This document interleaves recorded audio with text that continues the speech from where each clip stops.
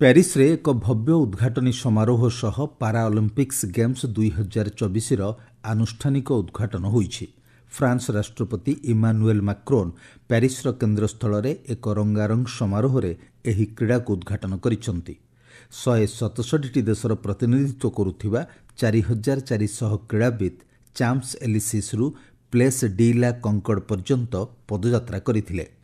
Tokyo 2020ର ସ୍ୱର୍ଣ୍ଣପଦକ ବିଜେତା javelin thrower Sumit ଆଣ୍ଟିଲ୍ ଏବଂ ବିଶ୍ୱ ରେକର୍ଡଧାରୀ ଟେବୁଲ ଟେନିସ୍ ଖେଳାଳି ଭାଗ୍ୟଶ୍ରୀ ଯାଦବ ଭାରତୀୟ ଦଳର ଏଥିରେ ନେତୃତ୍ୱ ନେଉଛନ୍ତି।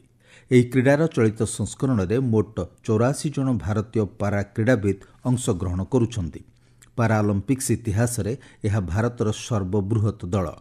ଏହି ପ୍ରତିଯୋଗିତାରେ ଭାରତ 22ଟି କ୍ରୀଡ଼ା ମଧ୍ୟରୁ 12ଟିରେ ଭାଗ ନେବ। କ୍ରିଷ୍ଣା ନାଗର ବ୍ୟାଡମିଣ୍ଟନରେ ନିଜର ପୁରୁଷ ସିଙ୍ଗଲ୍ସ ଟାଇଟଲ ହାସଲ କରିବା ପାଇଁ ଚେଷ୍ଟା କରିବେ। ତେବେ ଅବନୀ ଲେଖାରା ଓ ମନୀଷ ନରୱାଲ ସୁଟିଂରେ ଭାଗ ନେଉଥିବା ବେଳେ ତୀରନ୍ଦାଜି, ସାଇକେଲ ଚାଳନା, ତାଇକୋଣ୍ଡୋ, ସନ୍ତରଣ ଓ ଟେବୁଲ ଟେନିସ୍ ଭଳି ପ୍ରତିଯୋଗିତାରେ ଭାରତୀୟମାନେ ଆଜିଠାରୁ ପ୍ରତିଦ୍ୱନ୍ଦ୍ୱିତା କରିବେ। ଆସନ୍ତାକାଲିଠାରୁ ଆଥଲେଟିକ୍ସ ଆରମ୍ଭ ହେବ, ଯେଉଁଥିରେ 38 ଜଣ ଭାରତୀୟ କ୍ରୀଡ଼ାବିତ୍ ଅଂଶଗ୍ରହଣ କରିବେ। ଜାଭଲିନ୍ ଥ୍ରୋୟର, ସୁମିତ ଆଣ୍ଟିଲ୍ ଏବଂ ଟେବୁଲ ଟେନିସ୍ ଖେଳାଳି ଭାବିନା ପଟେଲଙ୍କ ଉପରେ ସମସ୍ତଙ୍କ ନଜର ରହିବ। ପ୍ୟାରିସ୍ ପାରାଅଲିମ୍ପିକ୍ସ ସେପ୍ଟେମ୍ବର 9ରେ ଶେଷ ହେବ। ପ୍ୟାରିସ୍ ପାରାଅଲିମ୍ପିକ୍ସ 2024ରେ ଭାରତୀୟ ଦଳକୁ 140 କୋଟି ଦେଶବାସୀ ଶୁଭେଚ୍ଛା ଜଣାଇଛନ୍ତି ବୋଲି ପ୍ରଧାନମନ୍ତ୍ରୀ ନରେନ୍ଦ୍ର ମୋଦି କହିଛନ୍ତି। ସାମାଜିକ ଗଣମାଧ୍ୟମ ପୋଷ୍ଟରେ ଶ୍ରୀ ମୋଦି କହିଛନ୍ତି, ପ୍ରତ୍ୟେକ କ୍ରୀଡ଼ାବିତ୍ଙ୍କ ସାହସ ଓ ସଂକଳ୍ପ ସମଗ୍ର ଦେଶ ପାଇଁ ପ୍ରେରଣାର ଉତ୍ସ। ସମସ୍ତେ ସେମାନଙ୍କ ସଫଳତାକୁ ପ୍ରଶଂସା କରୁଛନ୍ତି ବୋଲି ସେ କହିଛନ୍ତି।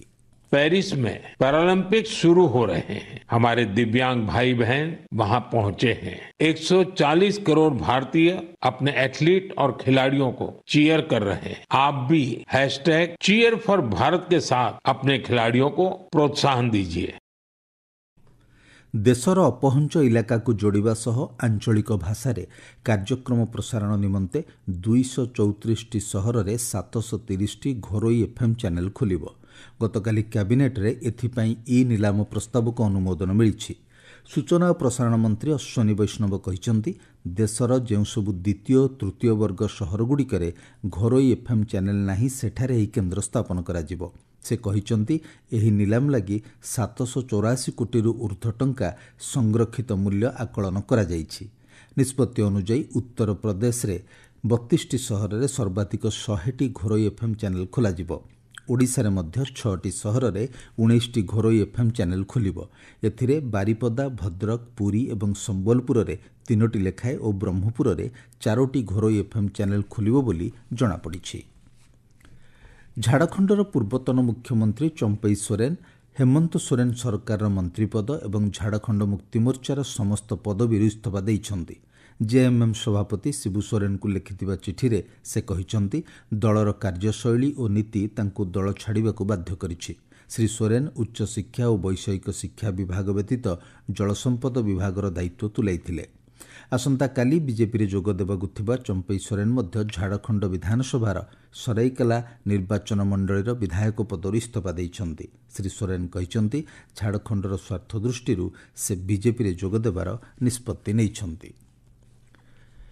ମେସେଜିଂ ଆପ୍ ଟେଲିଗ୍ରାମର ପ୍ରତିଷ୍ଠାତା ତଥା ମୁଖ୍ୟ ପରିଚାଳନା ନିର୍ଦ୍ଦେଶକ ପାଭେଲ୍ ଡୁରୋଭ୍ଙ୍କୁ 5 ନିୟୁତ ୟୁରୋ ଅର୍ଥରାଶି ଜମା କରିବା ପରେ ଜାମିନ ମିଳିଛି, କିନ୍ତୁ ତାଙ୍କୁ ସପ୍ତାହକୁ 2 ଥର ପୋଲିସରେ ରିପୋର୍ଟ କରିବାକୁ ପଡ଼ିବ ବୋଲି କୁହାଯାଇଛି। ପ୍ୟାରିସ୍ର ସରକାରୀ ଓକିଲ କହିଛନ୍ତି, ଡୁରୋଭ୍ଙ୍କୁ 6ଟି ଅଭିଯୋଗରେ ଆନୁଷ୍ଠାନିକ ଭାବେ ତଦନ୍ତାଧୀନ ରଖାଯାଇଛି ଏବଂ ତଦନ୍ତ ସମୟରେ ତାଙ୍କୁ ଫ୍ରାନ୍ସ ଛାଡ଼ି ବାହାରକୁ ଯିବାକୁ ବାରଣ କରାଯାଇଛି। ଗତ ଶନିବାର ରାତିରେ ପ୍ୟାରିସ୍ ବାହାରେ ଥିବା ଏକ ବିମାନ ବନ୍ଦରରୁ ଡୁରୋଭ୍ଙ୍କୁ ଫ୍ରାନ୍ସ ପୋଲିସ ଗିରଫ କରିଥିଲା। ଟେଲିଗ୍ରାମ ପ୍ରତିଷ୍ଠାତାଙ୍କ ବିରୋଧରେ ସାଇବର ଠକେଇ, ଶିଶୁ ଯୌନ ଉତ୍ପୀଡ଼ନ ବିଷୟବସ୍ତୁ ଏବଂ ଆତଙ୍କବାଦ ସହ ସମ୍ପର୍କିତ ବିଷୟ ପ୍ରସାର କରିବା ତଥା ଟେଲିଗ୍ରାମ ବ୍ୟବହାରୀଙ୍କ ବିରୁଦ୍ଧରେ କାର୍ଯ୍ୟାନୁଷ୍ଠାନ ଗ୍ରହଣ କରିବାରେ ବିଫଳ ହେବା ସମେତ ଅନେକ ଅପରାଧିକ ଅଭିଯୋଗ ରହିଛି। ଗିରଫଦାରୀର ଜବାବରେ ଟେଲିଗ୍ରାମ ଗ୍ରୁପ୍ କହିଛି ଯେ କମ୍ପାନୀ ଡିଜିଟାଲ ସର୍ଭିସ ଆକ୍ଟ ସମେତ ୟୁରୋପୀୟ ସଂଘର ଆଇନକୁ ପାଳନ କରୁଛି। ଜରୁରୀକାଳୀନ ପରିଚାଳନା କ୍ଷେତ୍ରରେ ସହଯୋଗ ଉପରେ ମିଳିତ ରୁଷିଆ ଭାରତୀୟ ଆୟୋଗର ଦ୍ୱିତୀୟ ବୈଠକ ଗତକାଲି ରୁଷିଆର ମସ୍କୋଠାରେ ଅନୁଷ୍ଠିତ ହୋଇଛି। ଗୃହ ରାଷ୍ଟ୍ରମନ୍ତ୍ରୀ ନିତ୍ୟାନନ୍ଦ ରାୟ ଭାରତୀୟ ପ୍ରତିନିଧି ଦଳର ନେତୃତ୍ୱ ନେଉଛନ୍ତି। ଏହି ଗସ୍ତର ପ୍ରଥମ ଦିନରେ 2025-26 ପାଇଁ ଜରୁରୀକାଳୀନ ପରିଚାଳନା କ୍ଷେତ୍ରରେ ସହଯୋଗ ଉପରେ ମିଳିତ ରୁଷ ଭାରତ ଆୟୋଗର କାର୍ଯ୍ୟ ଯୋଜନାରେ ଉଭୟ ଦେଶ ପ୍ରତିରକ୍ଷା, ଜରୁରୀକାଳୀନ ପରିସ୍ଥିତି ଏବଂ ପ୍ରାକୃତିକ ବିପର୍ଯ୍ୟୟର ମୁକାବିଲା ନିମନ୍ତେ ବୁଝାମଣାପତ୍ରରେ ସ୍ୱାକ୍ଷର କରିଛନ୍ତି। 2025-26 ମଧ୍ୟରେ ଏହି ଯୋଜନାକୁ କାର୍ଯ୍ୟକାରୀ କରିବାକୁ ଉଭୟ ଦେଶ ରାଜି ହୋଇଛନ୍ତି ଏବଂ ବିପର୍ଯ୍ୟୟ ପରିଚାଳନା କ୍ଷେତ୍ରରେ ସର୍ବୋତ୍ତମ ଉପାୟ ଆଦାନ ପ୍ରଦାନ ଜାରି ରଖିବାକୁ ନିଷ୍ପତ୍ତି ନେଇଛନ୍ତି।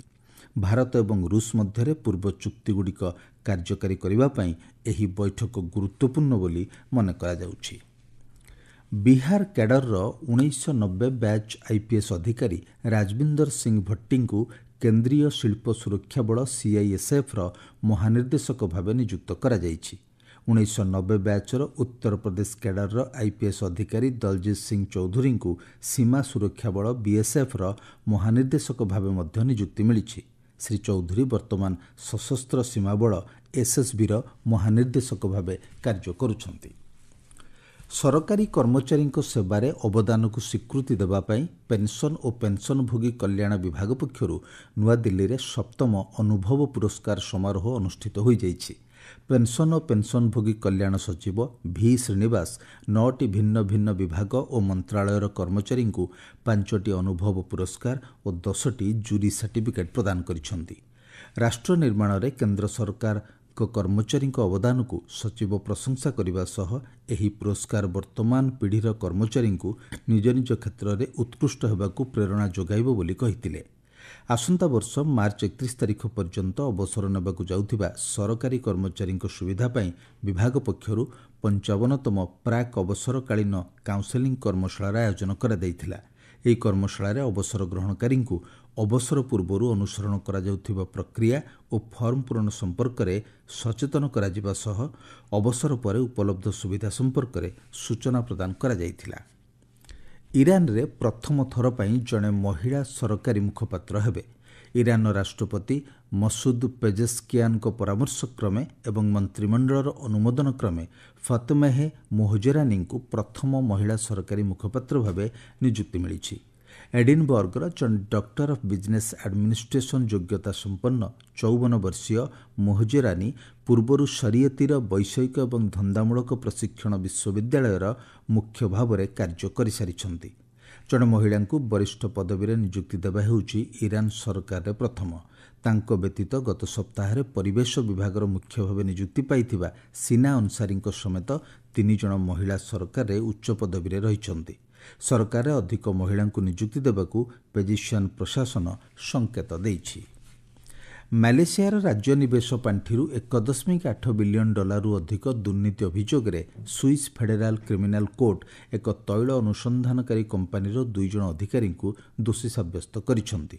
2015 ମସିହାରେ ପ୍ରଥମ ଥର ପାଇଁ ଦୁର୍ନୀତି ଅଭିଯୋଗ ଆସିବା ପରଠାରୁ ବିଶ୍ୱବ୍ୟାପୀ ଅନେକ ଆର୍ଥିକ ଅନୁଷ୍ଠାନ ଓ ବ୍ୟକ୍ତିବିଶେଷଙ୍କୁ କବଳିତ କରିଥିବା ଅନ୍ତର୍ଜାତୀୟ ଦୁର୍ନୀତିର ରାୟ ଗତକାଲି ପ୍ରକାଶ ପାଇଛି। ଏହି ମାମଲାରେ ଜଣକୁ 7 ବର୍ଷ ଓ ଅନ୍ୟ ଜଣକୁ 6 ବର୍ଷ ଜେଲ୍ ଦଣ୍ଡାଦେଶ ହୋଇଛି। ବାଂଲାଦେଶର ପୂର୍ବତନ ପ୍ରଧାନମନ୍ତ୍ରୀ ଶେଖ୍ ହସିନା, ତାଙ୍କ ପୂର୍ବତନ କ୍ୟାବିନେଟ୍ ମନ୍ତ୍ରୀ ଓ ସହଯୋଗୀଙ୍କ ବିରୋଧରେ ଆଉ 4ଟି ମାମଲା ରୁଜୁ ହୋଇଥିବା ବେଳେ ତାଙ୍କ ବିରୋଧରେ ମୋଟ ମାମଲା ସଂଖ୍ୟା 75ରେ ପହଞ୍ଚିଛି। ହସିନା ଏବେ 75ଟି ମାମଲାର ସମ୍ମୁଖୀନ ହେଉଛନ୍ତି, ଯେଉଁଥିରେ 63ଟି ହତ୍ୟା, 7ଟି ମାନବିକତା ବିରୋଧୀ ଅପରାଧ ଓ ଗଣହତ୍ୟା, 3ଟି ଅପହରଣ ଏବଂ 2ଟି ଅନ୍ୟାନ୍ୟ ଅଭିଯୋଗ ରହିଛି।